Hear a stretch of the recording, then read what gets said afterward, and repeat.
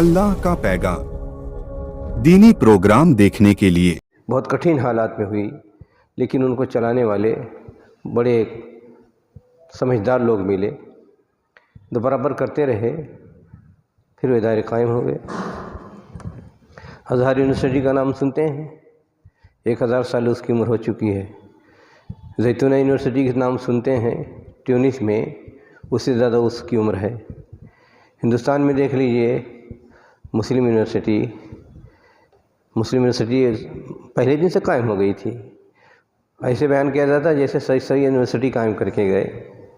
उन्होंने एक high school तक, बाद में BA तक का एक कॉलेज कायम किया था, लेकिन हिम्मत था, हौसला था।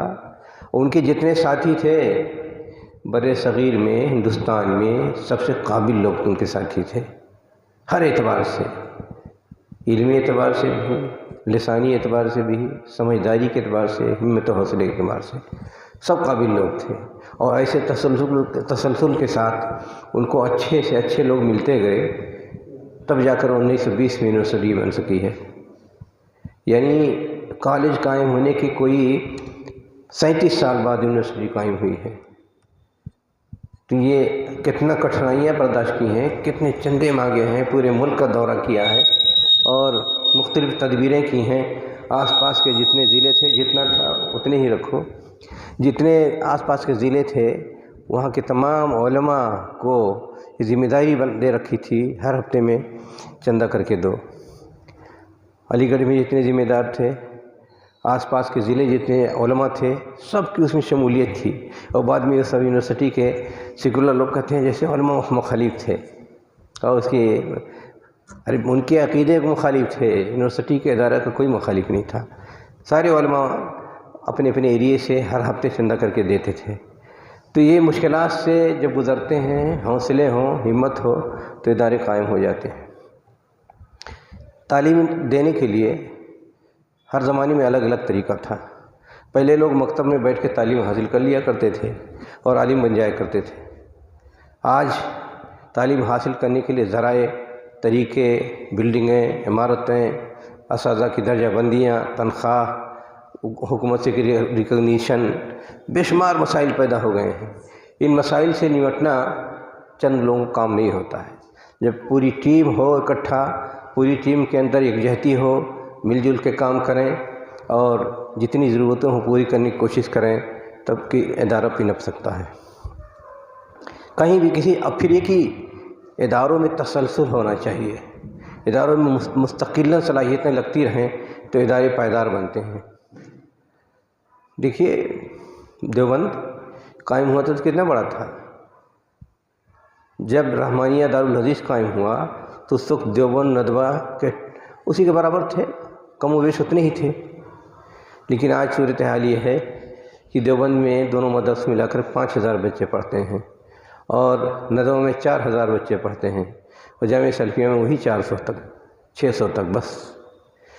तो जब इज्तिमाई जहन बने, इज्तिमाई मिजाज बने, लोग मिलजुल के काम करें और आपस में एकजहती रहे तो बात बनती है, तसलसल कायम होता है। अहले हदीसों के यहाँ इदारे चलाने के सिलसिले में जो सलाहियत होनी चाहिए थी, उस सलाहियत को परवाह नहीं चढ़ाया गया।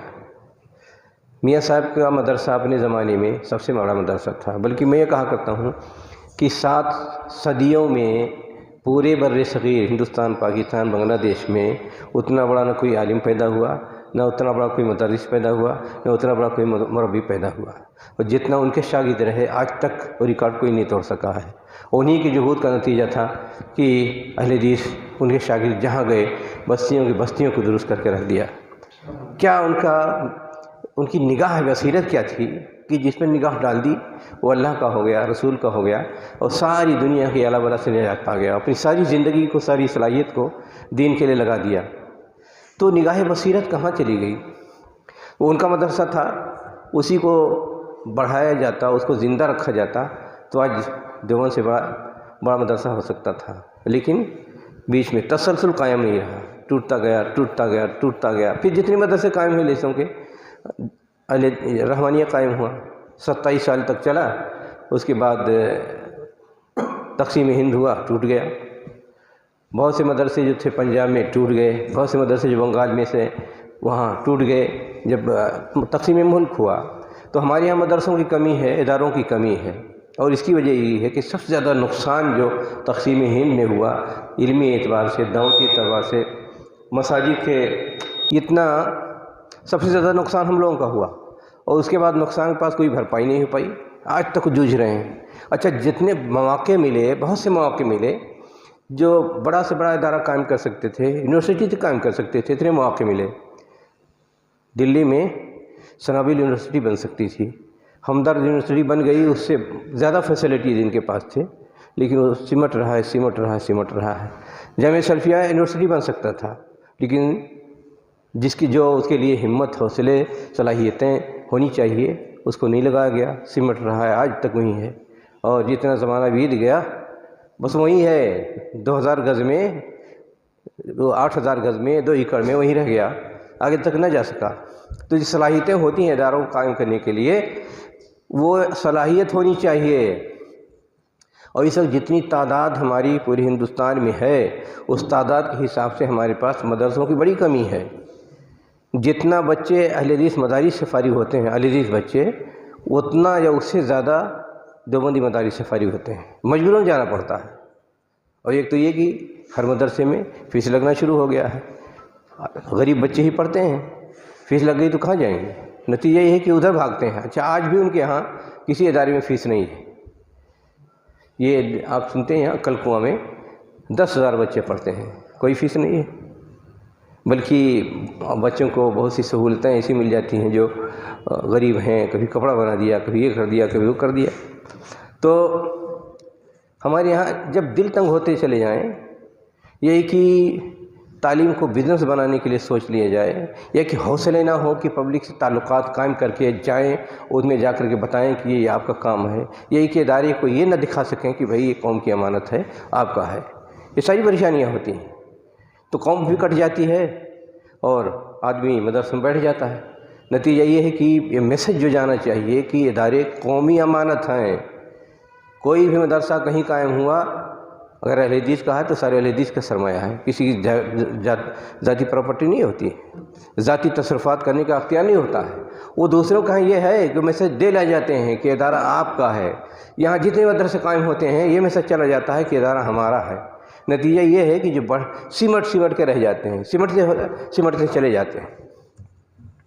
آپ کے یہاں اتنے امکانات ہیں، ان امکانات کی بنیاد پر تو یہاں لڑکیوں کے فضیلت کی تعلیم ہونی تھی، لڑکوں بھی ہونی تھی، ہائی اسکول لڑکوں کے لیے ہونا تھا، لڑکیوں کے لیے ہونا تھا، دوسرے فنی و مہنی ادارے بھی ہو جانا چاہیے تھے۔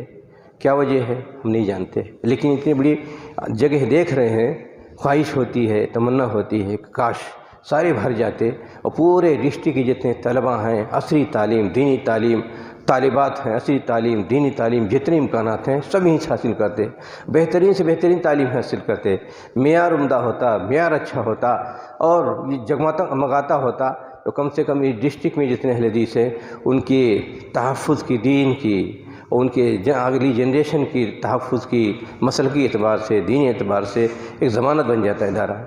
یہ ہونا چاہیے تھا، اس کے امکانات موجود ہیں۔ خیر، وقت نہیں گیا ہے، زندگی باقی ہے، آپ لوگ ہیں، اگر اس پر غور کریں گے، سوچیں گے، کر بھی سکتے ہیں، کریں گے، اور کرنا بھی چاہیے، اس لیے کہ کوئی غیر ہماری نسلوں کی حفاظت کرنے نہیں آئے گا۔ کسی غیر سے امید رکھیں گے ہماری نسلوں کی حفاظت کرے گا؟ دوسرے تو ہمیشہ چاہیں گے، یہ انسان کی طبیعت مزاج ہے۔ خود نبی اکرم صلی اللہ علیہ وسلم کے بارے میں اللہ تعالیٰ نے کہا کہ یہ یہود و نصارہ، یہ کفار چاہتے ہیں کہ آپ کو بھی اپنے رنگ میں رنگ دیں۔ تو یہ تو انسانی طبیعت میں ہے، ہر آدمی جس مسلک پر ہوتا ہے چاہتا ہے اسی پر لوگ آ جائیں، اور جو اس میدان میں یہ معرکہ پپا ہوتا ہے، فکر کا، خیال کا، جد و جہد جاری رہتی ہے، ہر آدمی کوشش کرتا ہے ہم اس کو اپنا لیں، ہم اس کو اپنا لیں۔ جو کمزور ہوتا ہے طاقتور نکل جاتے ہیں۔ اگر آپ کمزور ہوتے رہیں گے، آپس میں اگر کوئی جو وقت کا تقاضا ہے، تعلیمی اعتبار سے، تربیتی اعتبار سے، صلاحیت کے اعتبار سے جس معیار پہ آنا چاہیے، جو ایک طاقت بن سکے، اس طاقت کی بنیاد پر اپنا تحفظ کر سکیں، اگر یہ چیز موجود نہیں رہے گی، کمزوری نہیں رہے گی، دوسرے ہڑپ کر لیں گے۔ یہ دیکھو بہت سے اہل حدیث جہاں کمزور ہوتے ہیں، کہیں آپ کی مسجد بریلوی چھین لے جاتا ہے، کہیں دیوبندی چھین لے جاتا ہے، کہیں جماعت اسلامی گھس جاتی ہے اور چالنا شروع کر دیتی ہے، ہوتا رہتا ہے، دیکھتے رہتے ہیں۔ تو یہ کس کی ذمہ داری ہے؟ ہماری آپ کی ذمہ داری ہے۔ دنیا میں سب سے کٹھن کام کیا ہے؟ دنیا میں سب سے کٹھن کام کسی کو متبع سنت بنانا ہے۔ سب سے کٹھن کام ہے متبع سنت بنانا۔ جماعت اسلامی بنا لینا کوئی نہیں، نعرہ دے کر کے بیوقوف بنا کر نوجوانوں کو پاگل بناؤ، آسان ہے۔ دیوبندی بنانا ہے، بڑا آسان ہے، چمتکار دکھاؤ، یہ ہو رہے ہیں آسمان سے تاک رہی ہے، ایک مرتبہ چلہ میں نکل جاؤ، بس جنت ریزرو ہو گئی، تو وہاں سے سب آسانی ہے۔ یہاں تو نہیں، یہاں تو چھاننا پڑتا ہے، دیکھنا پڑتا ہے، ایک ایک چیز، ایک ایک جملے، ایک ایک لفظ، چھوٹی سی بڑی چیز، ہر چیز جانچو پرکھو، جب صحیح ہو اس پر عمل کرو تو اللہ کے لیے کرو۔ تو یہاں سارے مسائل رہتے ہیں۔ تو سب سے کٹھن کام جو محنت کی ہے ہمارے علماء نے 150 سال تک، اور اپنا خون پسینہ نچوڑ دیا ہے، اس کے لیے دنیا کی ساری اذیتیں برداشت کی ہیں، وہ سرمایہ ہمیں دے کے گئے ہیں، وہ سرمایہ لٹ جائے گا اگر ہمارے اندر تنبہ نہ ہو، ذمہ داری نہ ہو، اور اس کے لیے سوچ نہ ہو، فکر نہ ہو، اس کے لیے صلاحیتیں نہ ہو، اس کے لیے اتحاد نہ ہو، جذبہ نہ ہو، تو لٹ جائے گا سرمایہ۔ اور بہت سی جگہوں پہ دیکھ رہے ہیں کہ لٹ رہا ہے سرمایہ۔ ہم کمزور ہوئے، آدمی اگر گھر کا دروازہ کھول کے رکھے تو چور آئیں گے کہ نہیں آئیں گے؟ تو آپ اپنے اندر شغاف رکھیں گے، وحدت نہیں رہے گی، انتشار رہے گا، خلفشار رہے گا، تو دوسروں کو داخل ہونے، خلل انداز ہونے، چالنے، وسوسہ ڈالنے، گمراہ کرنے، پروگنڈا کرنے کا موقع ملے گا۔ تو یہ ساری چیزیں ہو رہی ہیں، اور آپ جانتے ہیں ہندوستان میں دین کے تحفظ کے، نئی جنریشن کے یا تمام مسلمانوں کے تحفظ کا ذریعہ مدرسے و مساجد ہیں۔ یہی 2 قلعے رہ گئے ہیں، باقی سارے قلعے تو ٹوٹ چکے ہیں، کچھ بچا نہیں ہے۔ تو ان قلعوں کی اگر نگرانی نہیں ہوگی، صحیح ڈھنگ سے اس کو سنوارا نہیں جائے گا، بنایا نہیں جائے گا، تحفظ کے لیے تیاری نہیں ہوگی، علم کے زیور سے آراستہ نہیں ہوں گے، فکر و خیال میں رانائی نہیں آئے گی، تربیت صحیح نہیں ہوگی، تو نتیجہ ہوگا کمزور پڑ جائیں گے۔ اور جو تحفظ کی ذمہ داری ہے مسلمانوں کی، دین کی، ایمان کی، عقیدے کی، وجود کی، اس کو کیسے کر سکتے ہیں؟ آج تو خطرہ ہمارے وجود پر لگا ہوا ہے۔ وجود کا تحفظ یہیں سے ہوگا، مساجد و مدارس سے، عقیدوں کا تحفظ یہیں سے ہوگا، نسلوں کا تحفظ یہیں سے ہوگا، ان کو تقویت یہیں سے ملے گی، دین و ملت کا تحفظ یہیں سے ہوگا۔ اگر یہاں کمزور پڑ جائیں گے تو ہم کیا کر سکیں گے؟ تو سب کی اس میں ذمہ داری ہے۔ جو ذمہ دار حضرات ہوتے ہیں، سماج معاشرے کے جو پڑھے لکھے ہوتے ہیں، سماج معاشرے کے مالدار لوگ ہوتے ہیں، سماج معاشرے کے جو سوجھ بوجھ والے ہوتے ہیں، طلبہ، اساتذہ، سب کی ذمہ داری ہوتی ہے کہ اس کو محسوس کریں، اور اس شدت سے محسوس کریں کہ جانیں ہم یہاں سے نکلیں گے تو ملت کے، دین کے رکھوالے بنیں گے۔ اگر یہ احساس نہیں ہوگا، بجھے ہوئے چلتے رہیں گے، سوتے ہوئے چلتے رہیں گے، اور مردنی کا ثبوت دیں گے، تو یہ ذمہ داری ہم نبھا نہیں پائیں گے۔ تو پڑھیے، لکھیے، پڑھائیے، اور اچھے ڈھنگ سے پڑھائیے تاکہ کسی کام کے بنیے۔ بس اوقات ایک قابل ذمہ دار آ جائے زندگی میں، تو زندگی آ جاتی ہے اداروں میں۔ بس اوقات ایک استاد آتا ہے، ذمہ دار قسم کا آ جائے، تو وہاں امکان رہتا ہے کہ ایک ہی آدمی اداروں میں زندگی پیدا کر دے۔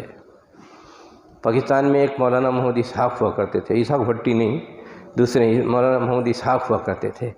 اہل حدیثوں کو جو مدرسہ مرجھایا ہوتا تھا، 1 سال کے چلے جاتے تھے، اس کو اٹھا دیتے تھے، زندگی آ جاتی تھی، تو لوگ ان کو ہائر کیا کرتے تھے، بھائی ہمارے یہاں جائیے، گئے اس کو زندہ کر دیا، پھر دوسرے میں بلا لیا، وہاں چلے گئے، زندہ کر دیا۔ تو یہ صلاحیت بھی ہوتی ہے۔ تو ایسی صلاحیتیں جو چھپی ہوئی ہوں، اس کو نکھارنا چاہیے، اس کو بڑھانا چاہیے، اور پھر اداروں کو زندہ کرنا چاہیے۔ اللہ تعالی ہم سب کو توفیق عطا فرمائے کہ ہم اداروں کی حساسیت کو سمجھیں۔ سب سے زیادہ جو مفید ہو سکتے ہیں یہی ادارے ہو سکتے ہیں۔ کوئی مسلمان کھرب پتی ہو جائے اور وہ سلیقہ نہ ہو، اور کتنا دنیا میں ادارے بنا رہا ہے دینی اور دنیاوی، اور یہ سب، وہ کیا کر لے گا؟ مسلمانوں کو کوئی تحفظ دے سکتا ہے؟ لیکن یہیں ایک گرا پڑا عالم ہی پیدا ہو جائے تو جو ملت کو سہارا دے سکتا ہے، جو ملت کو فروغ دے سکتا ہے، جتنا ملت کو نفع پہنچا سکتا ہے، نہ کوئی انجینئر نہ اتنا نفع پہنچا سکتا ہے، نہ ڈاکٹر پہنچا سکتا ہے، نہ اور کوئی فنکار پہنچا سکتا ہے۔ اس لیے کہ دین ہی کے حوالے سے مسلمان قیامت تک زندگی گزارے گا، اور مرجع دین کے ہی علماء ہی ہو سکتے ہیں، دوسرے نہیں ہو سکتے ہیں۔ اس لیے اپنی ذمہ داری کو سمجھیں، جانیں۔ اللہ تعالیٰ ذمہ داریوں کو نبھانے کی ہمیں توفیق عطا فرمائے۔ وآخر دعوانا الحمدللہ رب العالمین۔ اللہ کا پیغام اللہ کے بندوں تک پہنچانے میں ہماری مدد کریں۔ ویڈیو کو لائک، شیئر اور چینل کو سبسکرائب کریں۔ جزاک اللہ خیر۔